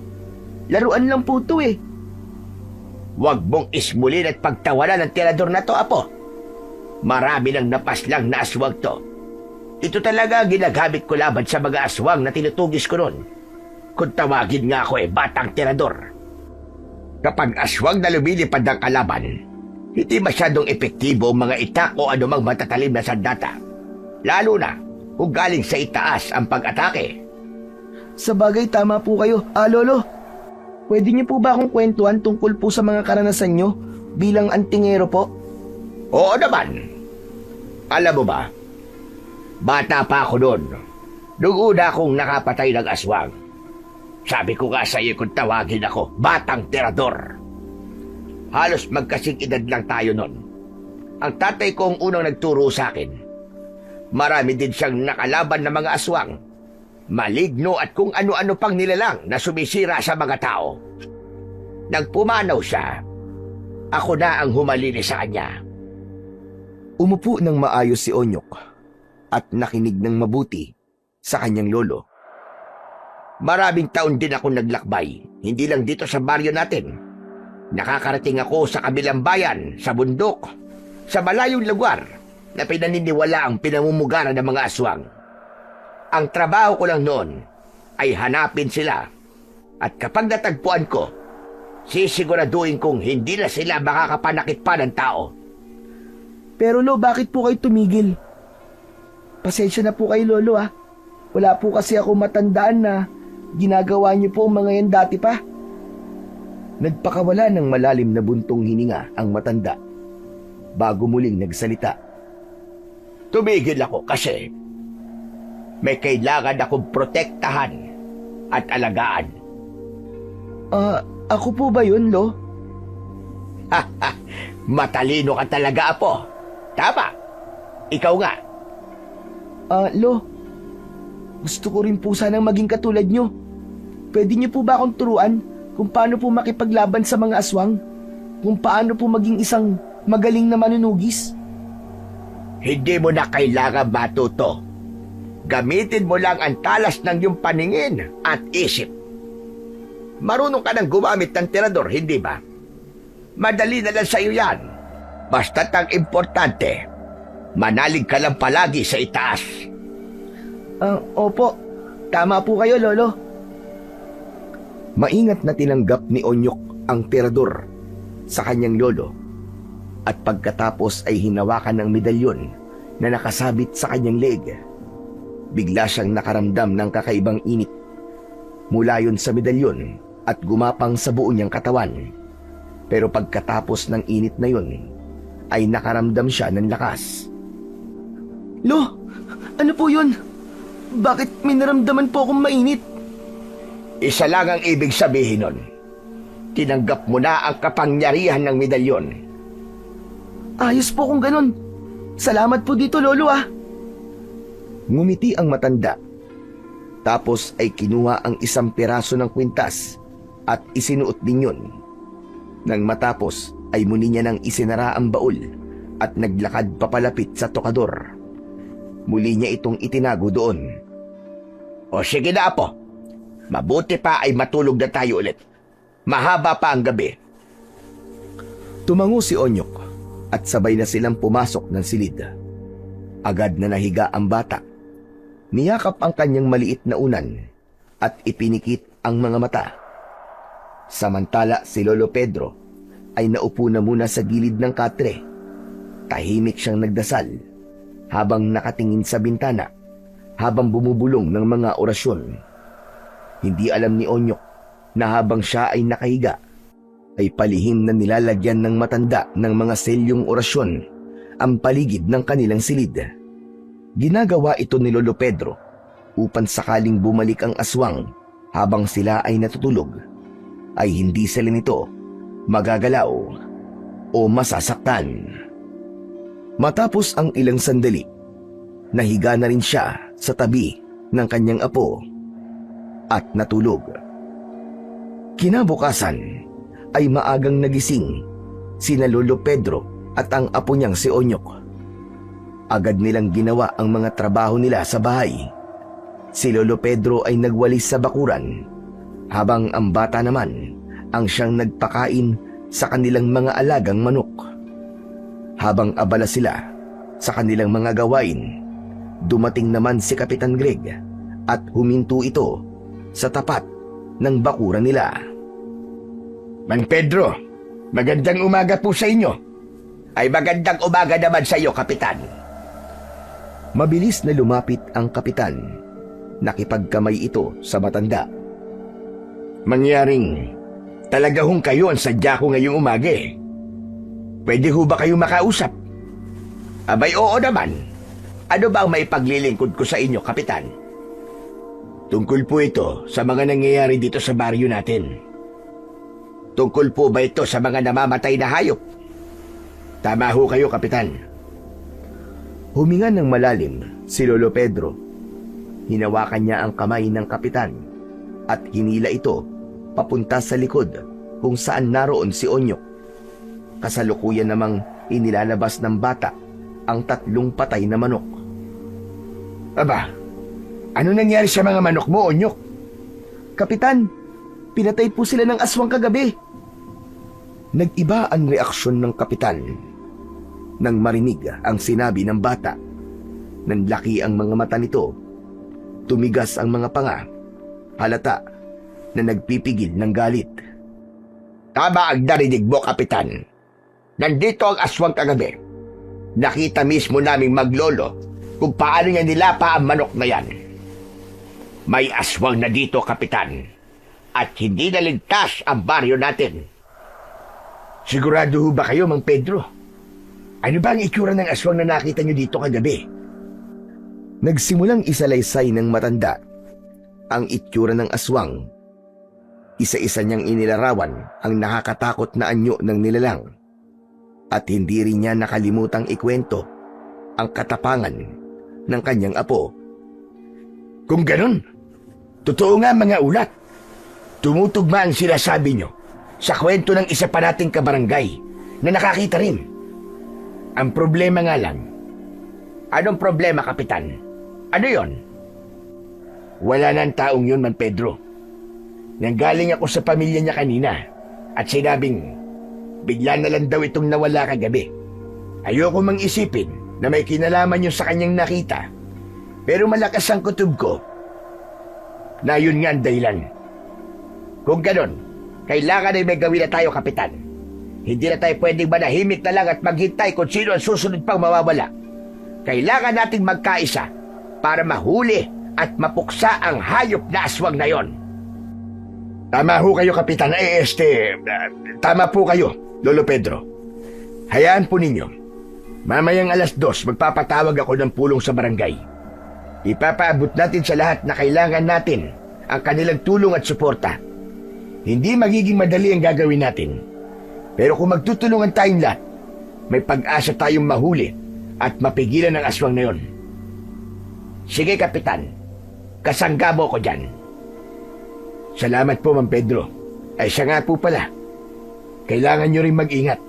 Ayoko may mangyari sa inyong masama. Lalong-lalo na sa iyo, Onyok. Ayoko matulad kayo sa kababaryo natin na unang nakakita ng aswang.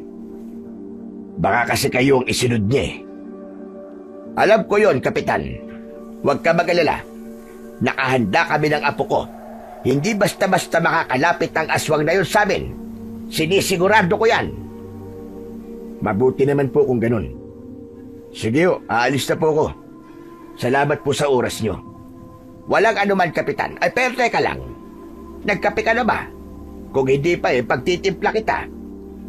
Salamat po, pero wag na ho kayo mag-abala. Kailangan ko na rin pong umalis. Marami pa po akong gagawin . Sa susunod na lang po, Mang Pedro. O siya, sige. Mag-iingat ka din. Salamat to. Hanggang sa umalis na si Kapitan. Habang naglalakad palayo, nakatitig ang matanda sa kanya. Samantala, mabilis na lumipas ang oras. Bago sumapit ang 2:00 ng tanghali, ay nagtipon-tipon na ang mga tao sa covered court. Maingay ang mga tao at sa gitna nito, dumating si Kapitan Greg. Pagkatapos ay umakyat ito sa isang maliit na entablado. Unti-unting tumahimik ang mga tao. Agad na inilatag ng punong barangay ang lahat ng kanyang mga agenda. Iba-iba ang naging reaksyon ng mga tao tungkol dito. Teka, sandali lang ho. Wag ho kayong matakot. Yung aswang ang dapat nakabahan sa atin. Kung magsasama-sama tayong lahat, makikita niyang hindi basta-basta ang baryo natin. Kailangan maging handa tayo. Labanan natin siya, mga kasama, para sa kaligtasan ng ating mga pamilya. Tama! Tama si Kapitan! Mang Densyo. Oo, Kapitan. Tama kayong narinig. Naniniwala ako sa mga sinasabi nyo. Aaminin ko nung una, Akala ko nagpapalusot lang kayo at gumagawa ng kwento tungkol sa aswang eh. Pero ngayon, wala na akong dapat na pagdudahan pa. Naniniwala na ako na may aswang nga. Kaya sang-ayon ako sa sinabi nyo. Mga kasama, kailangan natin magtulungan. Hindi lang si Kapitan ang nagulat sa pahayag na yon ni Mang Densyo. Lalo pat numero 1 ito na palaging bumabatikos sa mga ginagawa at sinasabi ng punong barangay. Kaya naman, malaking himala na sumang-ayon na rin ito sa sinasabi ng kanilang kapitan. Sang-ayon din ako sa sinabi ni Kapitan.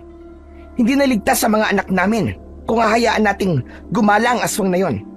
Kahit babae ako, handa akong tumulong sa pagroronda. Kung kailangan magbantay at rumonda, sasama ako. Ang mahalaga, sama-sama tayong kikilos mga kasama. Tulong-tulong tayo para patayin ang aswang na yon. Marami ang tumango.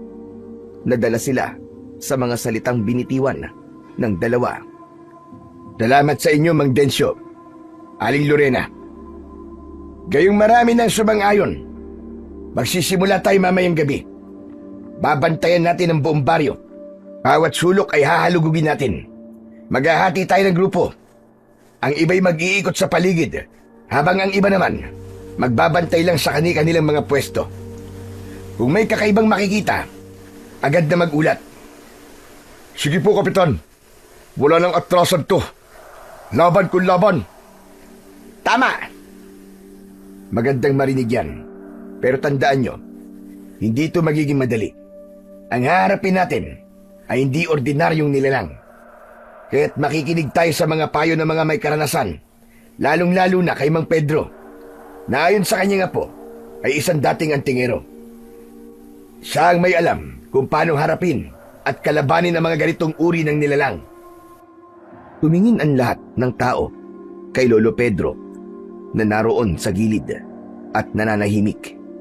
Tumango ito, tanda ng kanyang pagtanggap sa tungkulin. Nagpalakpakan ang mga tao. Sa pagkakataong yun, formal nang nagsimula ang pagkilos ng buong baryo. Matapos ang pagpupulong sa covered court, ay nagsiuwian na ang mga tao. Samantala, habang naglalakad pa uwi ang maglolo, kinalabit nito ang kanyang apo. Matanong nga kita, paano nalaman ni Kapitan na dati akong antingero? Nasabi mo ba agad sa kanya? Paano? Hindi naman kayo nag-usap ng ganun kanina, hindi ba? Umamin ka nga sa akin. Sorry po, Lolo. Sige po, aamin na po ako, pero sana po, huwag po kayong magagalit ha. Alam niyo po kasi, ano po yung baul po ninyo, pinakailaman ko pong buksan noon at nakita ko po mga agimat. Tapos, nung nagkausap po kami sa barangay ni Kapitan, nabanggit ko po sa kanya na humingi po ng tulong sa inyo kasi sinabi ko po na posibleng dati po kayong antingero. Lolo, sorry po talaga ha.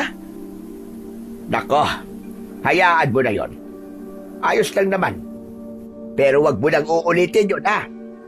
Panloloko yung ginagawa mo sa akin na nagkukunwari kang walang alam sa mga agimat at medalyon.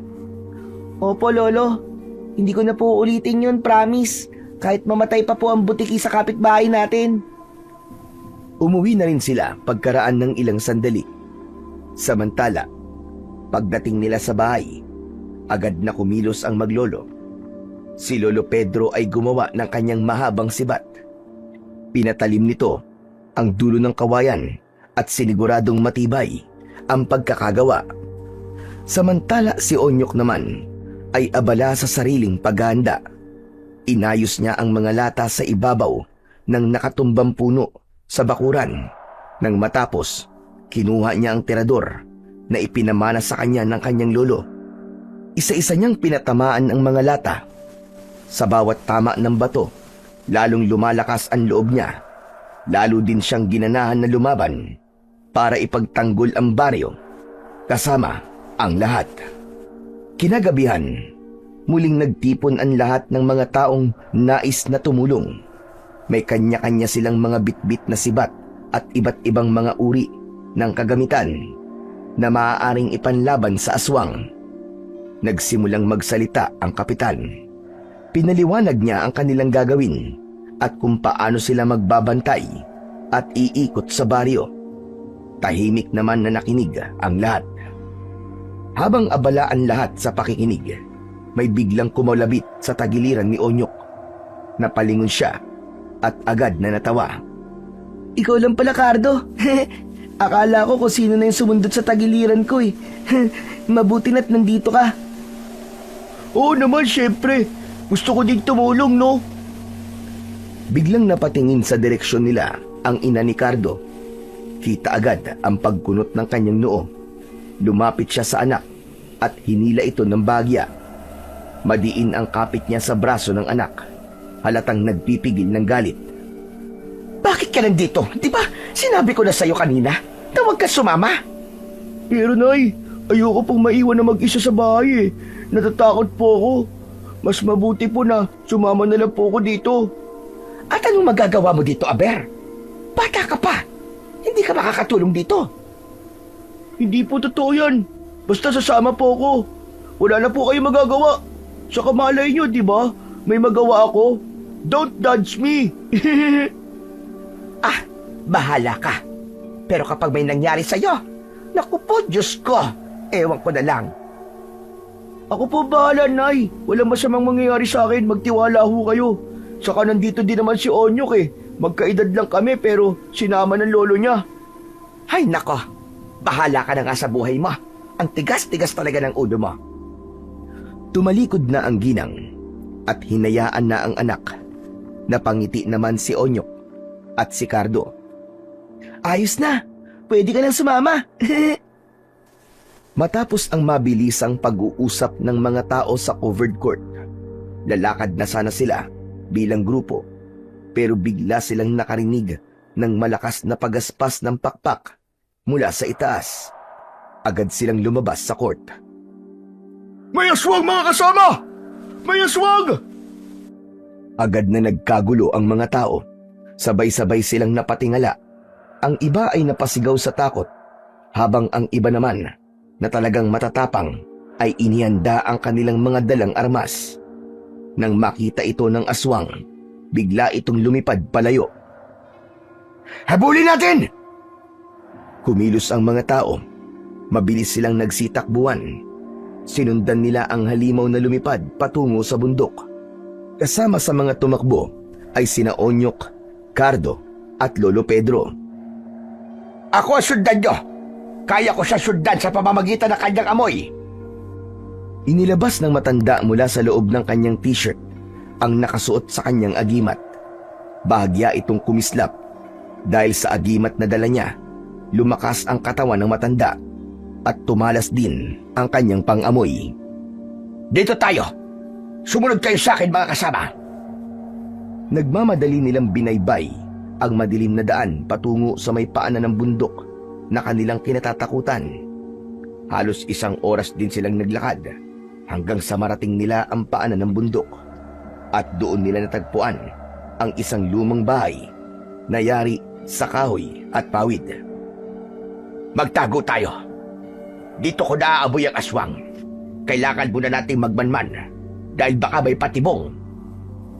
Agad silang nagtago sa likod ng mga puno at sa mga matataas na damo. Maya-maya pa ay lumabas mula sa kubo ang isang payat, maitim at matangkad na lalaki. Bahagya itong nakayuko habang naglalakad. Dala ang isang sako na tila mabigat. Napatingin si Lolo Pedro sa mga kasama niya. Yan na. Hindi ako maaari magkamali. Siya ang aswang. Sinundan nila ng tingin ang bawat galaw ng lalaki. Nang ibaba nito ang dala niyang sako, biglang umalingasaw ang masangsang na amoy. Para itong bulok na karne. Halos masuka si Onyok at Cardo, pero pinigilan nila ang kanilang sarili. Gusto nang sumugod ng mga tao, pero pinigilan sila ni Kapitan Greg. Wag muna. Hintayin muna natin ang tamang oras. Baka may kasama pa yan sa loob. Habang nakatago, napansin nilang nag-iba ang anyo ng lalaki. Unti-unti itong kumurba. Nagkaroon ito ng mahahabang kuko at pangil. Kitang-kita ng lahat ang pagbabago nito bilang aswang. Nanginig si Cardo, pero pinisil ni Onyok ang balikat nito. Tanda na kailangan nilang maging matapang. Tahimik ang lahat, nag-aabang ng tamang oras. Biglang kumilos ang aswang. Binuksan nito ang sako at inilabas ang laman. Nanlaki ang mga mata ng lahat nang makita nilang yung pala ang katawan ng kanilang nawawalang kababaryo. Halos masuka ang ilan sa nakitang eksena, lalo na nang sinimulan ng halimaw na lantakan ang bangkay. Dahil sa pangyayaring yun, nakaramdam ng galit ang ilan sa mga tao, lalo na yung mga kamag-anak ng patay na lalaki. Hindi na nila napigilan ang bugso ng emosyon at agad silang sumugod. Subalit isa sa kanila ang nahuli ng patibong. Totoo ang hinala ni Mang Pedro. Bago pa man nila matulungan ng kanilang kasama, ay mabilis na nilundag ng aswang ang kawawang lalaki at agad na nakagat. Bumulwak ang dugo at sa isang iglap ay nangisa ito at namatay. Biglang napaatras ang mga tao nang dahil sa labis na takot. Samantala, lumabas na rin si Kapitan Greg sa kanyang pinagtataguan. Ganon din ang matanda. Mag-iingat kayo mga kasama! Tuso ang aswang na yan! Dahil sa sinabing yun ni Mang Pedro, natakot na ang iba na kumilos. May iba pang ang biglang napaatras. Ang naiwang nanatiling nakatayo ay ang dalawa. Nagsimula na ang mabangis na laban. Lumusob ang aswang sa dalawa. Mabilis at mabangis. Tinangkang sibatin ito ni Lolo Pedro, pero nakailag ito at gumanti. Gamit ang kanyang matatalas na kuko, balak nitong saksakin ng matanda. Kaagad namang sumaklolo si Kapitan at tinaga niya ang aswang. Dahil nasugatan, lalong naging mabangis ang kanilang kalaban. Biglang ibinuka nito ang malapad niyang mga pakpak. Tapos ay lumipad ito sa itaas para sa muli niyang pag-atake. Mula sa gilid, napansin ni Onyok na tatargetin ng aswang ang kanyang lolo mula sa likod. Mabilis siyang kumilos. Kumuha siya ng bato sa kanyang bulsa at gamit ang tirador, tinira niya ang aswang. Tumama ang bato sa balikat ng aswang, pero tila wala itong epekto. Sa isang iglap, nakagat ang balikat ni Lolo Pedro. Lolo! Sa desperasyon, inilabas niya ang medalyon ng San Benito. Nagdasal siya ng taos sa puso. Humingi siya ng lakas at gabay. Biglang nagliwanag ang medalyon. Muling kumuha ng bato ang bata. Muli niyang tinarget ang aswang.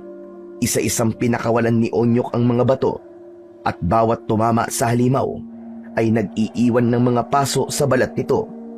Isa sa mga bato ang tumama sa pakpak ng halimaw, dahilan para mapulit yun at di na muling makalipad. Onyok, tara na! Pagkakataon na natin patayin ang aswang na yan! Tumango si Onyok. Sinimulan nilang ikutan ang aswang. Tila nalilito. Sumingasing ng malakas ang nilalang at muli itong sumugod. Mag-iingat ka, Cardo! Talasan mo ang pakiramdam mo! Tumango si Cardo. Agad na pinakawalan ni Onyok ang huling bato na dala niya mula sa tenador. Pero sa kasamaang palad, naiwasan yun ng aswang. Ha! Sablay! Hindi pwede to! Nanlaki ang mga mata ni Onyok nang makita niyang mabilis na sumugod ang aswang kay Cardo. At bago pa ito nakaiwas, tumilapon ito ng hampasin ng halimaw. Bumagsak si Cardo ng pasadsad sa lupa. Gumulong-gulong at napahandusay. Napangiwi siya sa labis na sakit. Cardo! Nanlaki ang mga mata ni Onyok nang makitang palapit na naman ulit ang aswang. Naglalaway habang nakangisi. Tila handa nang tapusin ang kaibigan niya. Mas hinigpitan ni Onyok ang hawak niya sa medalyon. Paulit-ulit siyang nagdasal. Mas lalo itong nagliwanag, dahilan upang tumigil ang aswang at sandaling mapaatras. Tumakbo si Onyok palapit sa kaibigan niya. Agad niya itong tinulungan na makatayo. Maya-maya pa ay hinawakan ni Cardo ang kanyang kamay at tila may inilalagay ito sa kanyang palad. Onyok! Ito ang bato! Tapusin mo na ang aswang na yan! Oo, tatapusin na natin ang laban! Nang muling sumugod ng aswang, sabay na kumilos ang dalawang bata. Iniayos nito ang bato sa kanyang hawak na tirador. Nang pakawalan niya ang bato na ibinigay sa kanya ng kanyang kaibigan, ay nakita niyang nagliliwanag na din ito. Tumama yun sa dibdib ng halimaw. Kasabay nitong sumugod din si Cardo at sinalubong niya ang aswang. Sinaksak niya ito gamit ang dala niyang sibat. Nang makita ng mga tao na tila humina na ang depensa ng aswang, mabilis silang sumugod at ito ay kanilang pinagsasasaksak. Umungol ng malakas ang aswang. Bumagsak ito sa lupa at unti-unting nanghina hanggang sa mamatay. Sa harap ng lahat, nagliyab ang katawan nito at tuluyang natunaw hanggang sa mawala na at naging abo at tinangay na ng hangin. Sandaling natahimik ang lahat. Halos hindi makapaniwala ang mga tao na natapos na ang kanilang bangungot. Tapos na!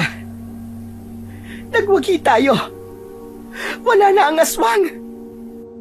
Nagbunyi ang buong baryo. Masayang nagpasalamat ang lahat kina Onyok at Cardo.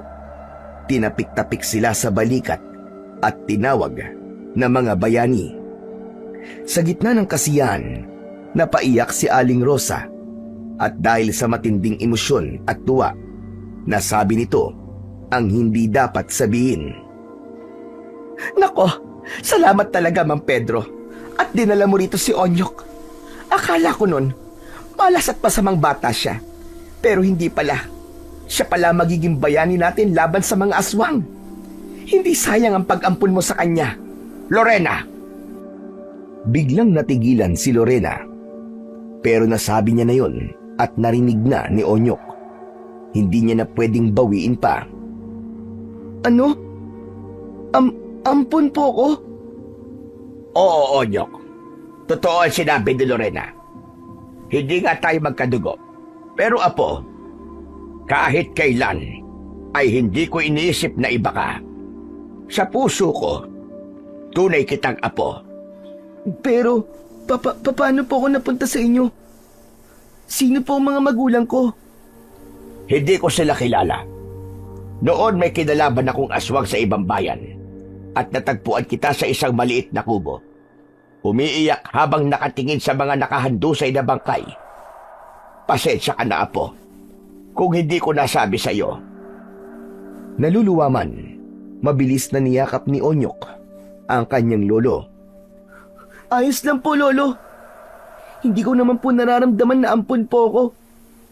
Minahal niyo po ako. Gaya po ng tunay na apo. Hindi po kayo nagkulang sa akin. Maraming salamat po, Lo. Mahal na mahal ko po kayo. Mas humigpit pa ang yakap ni Onyok sa kanyang lolo. Lahat ay natuwa at naantig sa kanilang samahan.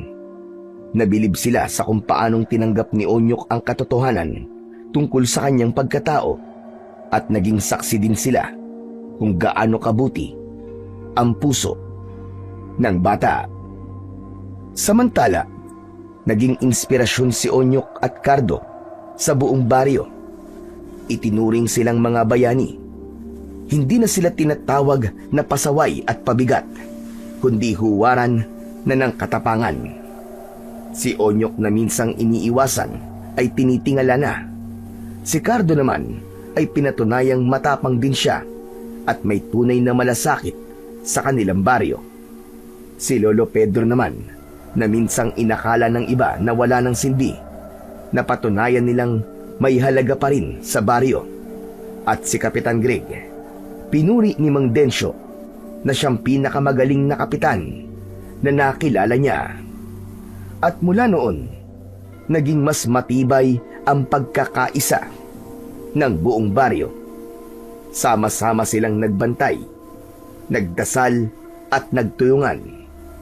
Hindi na sila takot sa gabi dahil alam nilang may mga tulad nina Onyok at Cardo na handang sumabak sa panganib, alang-alang sa kanilang lahat.